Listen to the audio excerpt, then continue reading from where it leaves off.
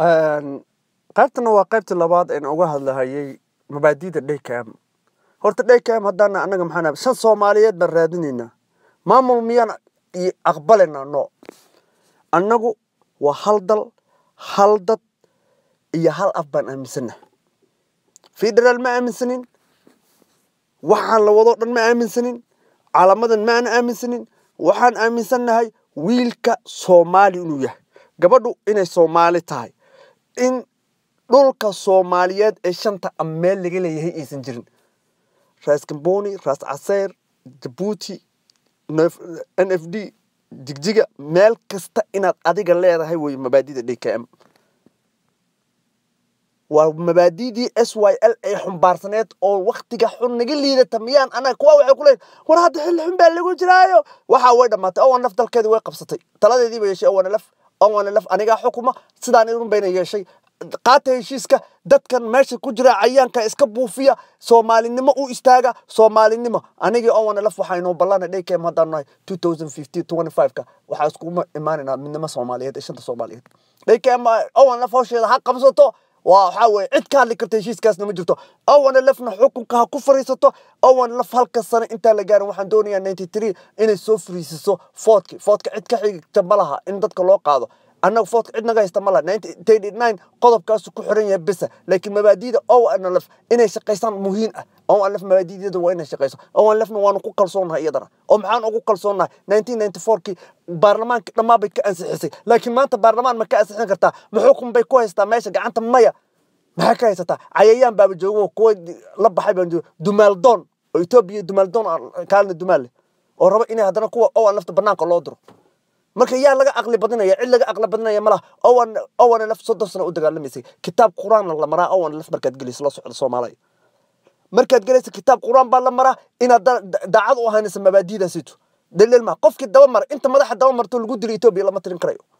marka oo laf mabaadiidaas kama leexanayso way hirgelinaysaa laakiin wadadii ugu sahlan baa leelay ee dimuqraadiga caalamka oo dhan taagay shalayta ana jigjiga idin sheegay anaana idin huba Mustafa iyo madax oo laf guul bay gaareen heshiiskaasna waa guul xilkana Mustafa haynaya intay doorasho ka dhacayso waliba in lagu soo celiyo jeclaan laha waxa rabaa mid kale oo marka uu qaatay isoo qudhigiisa oo laf aad ka dhigtaan oo laf iyo Sarji waxa aan ahayn deegaanka anagu ma itraafsanin haddana DKM waan cadeynayna هدارت إنهم كل اعترافنا قادة شنت الصومالي سومدو سيد أول لفوا قليل DKM كله سومدو DKM وحي سفينة سا معمول هذا سفينة نقدر معمول من نقانو قبيلة من نقانو قبيلة استطورين من نقانو وحنا نقانو ملا وحاولوا نلك الصوماليات إيش أنت الصوماليات DKM والكذي تاسوا إنهم مبادئ فرتا فيدرال من نقانو ما قررت فيدرال وراء إنك كل شيء مربع شرح الدنا متى كلا واحد الصومالي لبعتها هيسوت مع على سياسيين ده وعلم اللي برته Soomaalida waxa ka maqan waxa la yiraahdo argument negotiation and setup Soomaali ma taqaan war wiilka haduu isku aabi iskooyi atiin iyo gabadha cunuga aad dhashay xaaskaaga yaa kaaga dhow iska daa qabiil cidna waa murmaysaan maxaad ku murmaysaan is afgarashlaabaad ku murmaysaan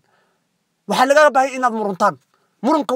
marka waxa ku xigan wada hadal waxa ku xig xalin Soomaali ma taqaan Soomaali waxa ay taqaana oo dhibaato kulligood dhan waa transmission ana ku sheegay qaado saas aan leeyahay tayadayaan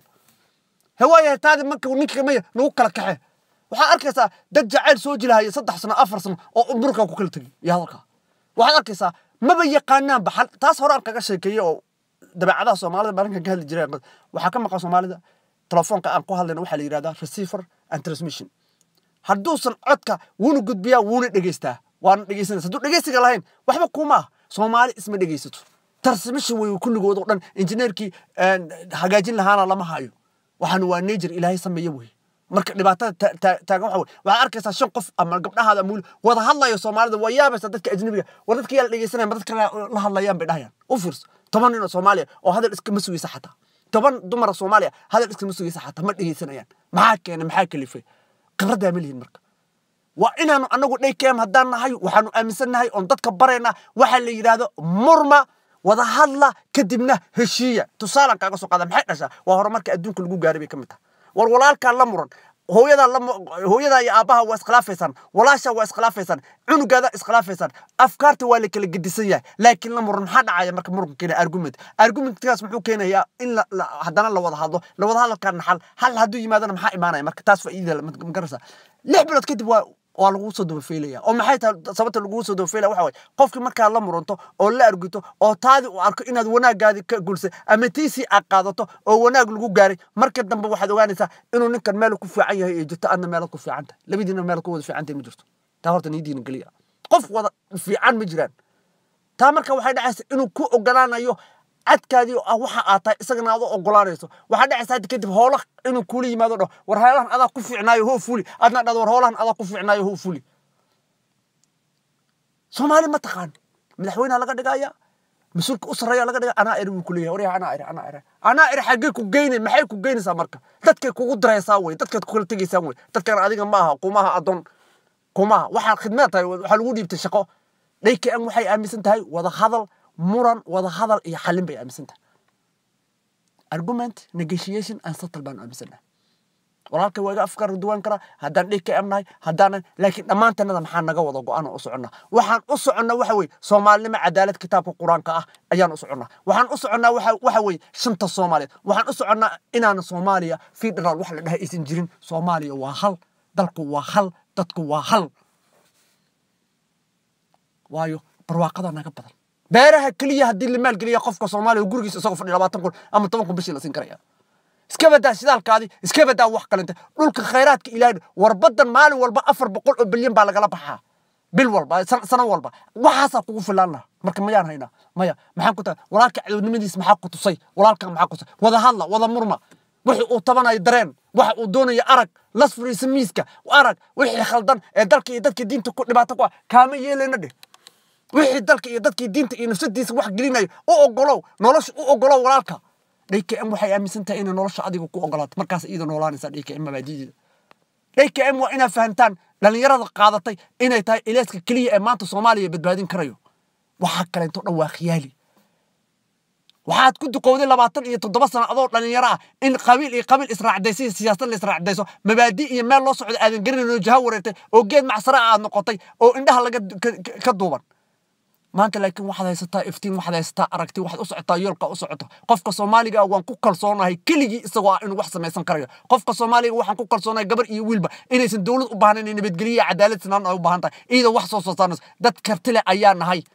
dad waxaanu nahay aragti leh baanu nahay dad Ilaahay aqal ismartise dad inta loo diidan yahay oo cadow lagu yahay baanu nahay dad khayraadkooda loo diidan yahay oo cadow lagu yahay baa tahay midnimadeena ayaa lagu duulaya annagana waa inaan midnimadeena soo cisnaa anaga DKM waa midnimo cadaalad sinaan iyo kitaabka Quraanka ah ee Ilaahay garabkiisa aan saaranayno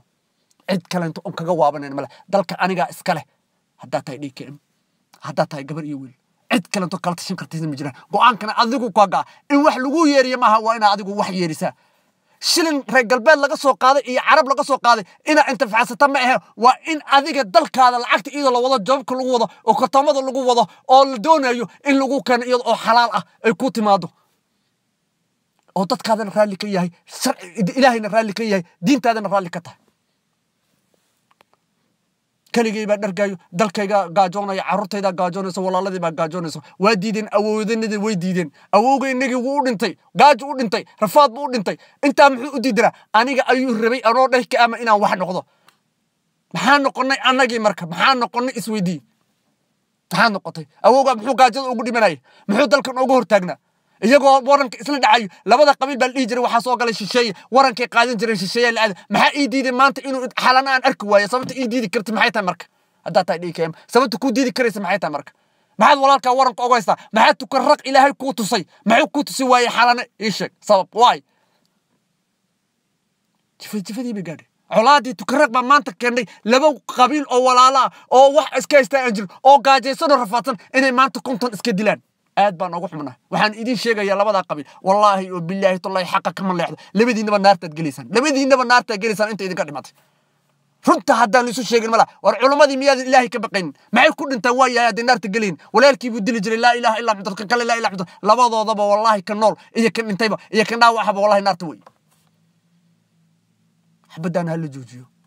هلا جوجي حبدا هذا دين إلهي وحكت قناته والويل كماشى كل ما نيو أو ولالك حبض أوقاته والله وبالله وطلعه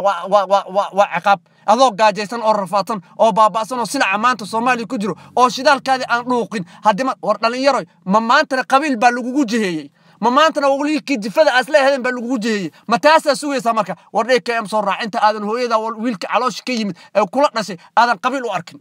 السلام عليكم ورحمة الله وبركاته.